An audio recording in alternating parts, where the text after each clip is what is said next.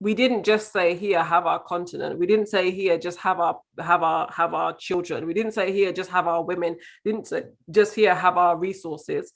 It was a slow process. It started off as inquiries, people coming in, classifying themselves as explorers, but what they were actually doing was researching and looking at our weaknesses, our strongholds. They came and they offered us, European beverages, European trinkets, things like that, to be able to see whether or not we were amenable to the things that they were bringing in.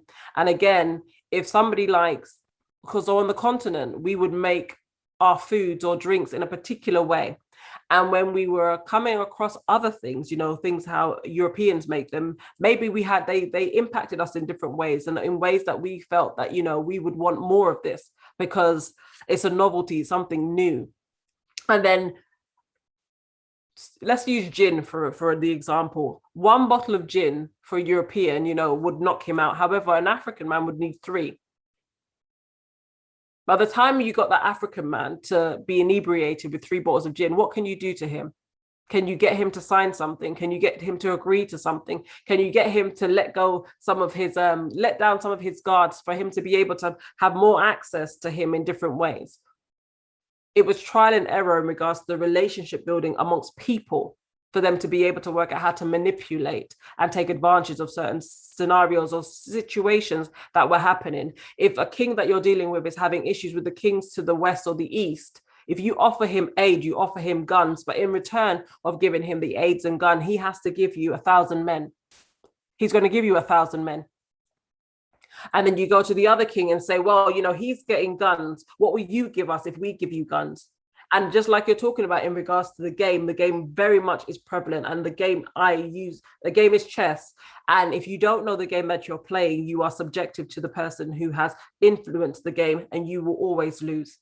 And as a result of losing, it's not losing in a way that you think you're losing, because again, you think you're playing the game well, but the game is rigged. And as a result of that, nobody that you're playing with is telling you that they're also changing the rules by adapting a new narrative to the king next door, because you know that the king next door doesn't have guns, because you don't have guns, because we don't make guns here. And you don't know that the person you're playing with, or the person that you've made a deal with, has gone next door and said, we'll also offer you guns. What are you going to give us? But we're not involved. Clean hands. All we're doing is trading with you, and you're trading with us. We are giving you guns because that's what you need. And we want land. And we want, your children. We want, men.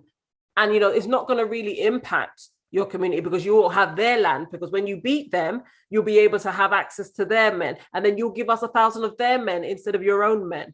And it's very much around the mind, the wordplay, the mind games that have been created. Because again, when we look at history, we look at it from a modern perspective, from what would we do, as opposed to what can be done. What does manipulation look like on every level? How do you psychologically break down a continent? Because how do you come in? You don't have enough bullets. You won't have enough guns. And, we didn't have tanks until the First World War, 1914. And the development of technology and equipment is something that's gone over periods of time. How do you mentally control a people? By giving them what you think that they need, or what they say that they need, for them to then trust you to support their overarching agendas of what they want for themselves, and in turn, slowly but surely take their people, take their land, take their concepts, get them Christianized, get them into politics, get them into educational systems, offer them scholarships to come over to the countries that they've never been before, allowing them to travel. Come and let your children be educated, so they will be the next leaders, and we will ensure that they have the right thinking, the right methods to be able to work with us in the best interest of your people. But when you say it like that, people then start to realize, oh, it's actually more than what we thought it was. It's not just bringing guns into Africa and bullets that don't fit, and making them wear uniforms that are too tight, and the illnesses based on the foods that were now being introduced, and then taking away the resources and the minerals and sending them out and replacing them with factories to be able to create the healthcare, the deterioration that we now see amongst the world and our peoples, because the foods that we're eating aren't close enough to the foods that we were once eating. So when we're looking at our well-being and why we're so strong or not strong, we're looking at the tiers around all of the influences that have been continuously given and gifted to us to be able to share a universal experience, when in actual fact it's doing us more harm than good, and from a mental perspective, not from any other. Well, we have to understand with every game there is a everybody wants to win. And when you're embarking on a game, games are supposed to be enjoyable. You're supposed to be able to learn about yourself, learn about your limits or your limitations, and evolve through them. And once you finish the game, do you end it there? No, because then another game begins, because it's a new level. It's all about leveling up. But when I look at European history, there was no model in place for them to say, this is what we're going to do. This is what we're going to do over this amount of time. What has happened is that every time they've been able to be successful, they've had to then take it to the next level. Nobody's ever known what that next level looks like. So we're learning as we're going along. That's why when I said in regards to the games that we're playing, the rules change every time, because every time they play their game, they learn something new about themselves. They cannot adapt the rules until they've started the new game. And you don't want anybody else to win. It's not about that level of sportsmanship. You don't play a game so you willingly let somebody else win. You're playing a game, and you only play games with those who you feel are able to teach you something, or somebody that's on your level. You don't play games with people who aren't on your level, but you allow them to play the game and allow them to believe that they are on your level. But you play a game with them, not the game.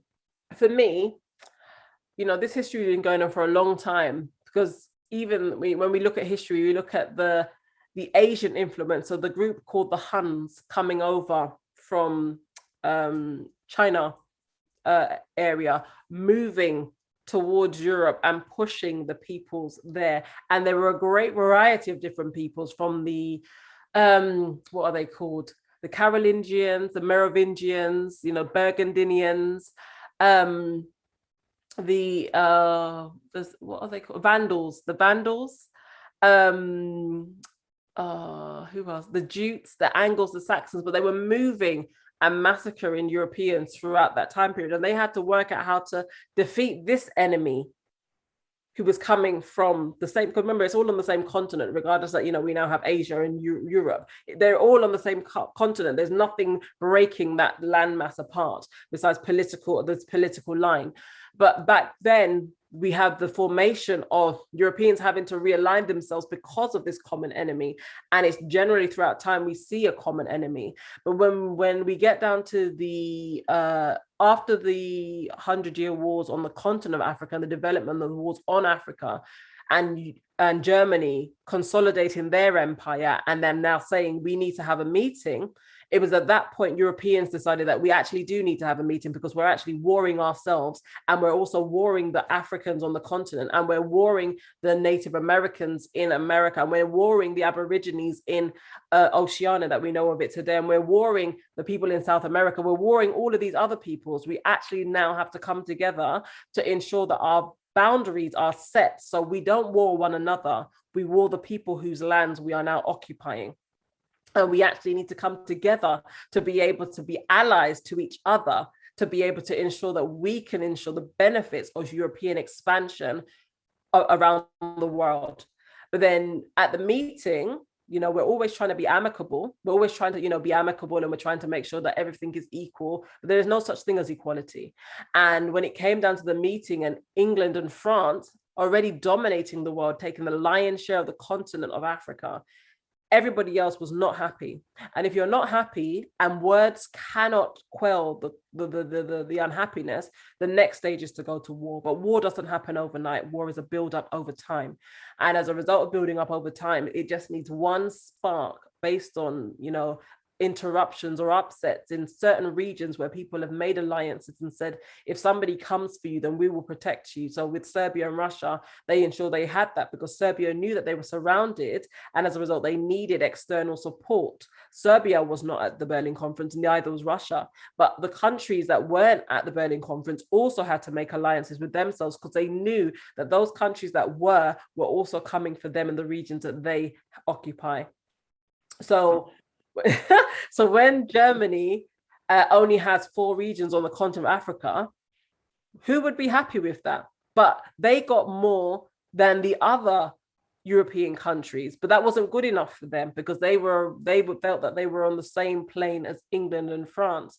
So when we look at even today, whereas those of us who are from the former British Empire who have limited access to this country, Germany can come here freely as often as they want to, even though Germany was always on the other side of World War I and II.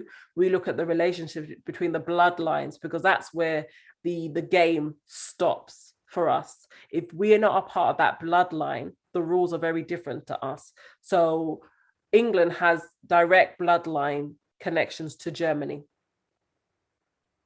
That's that.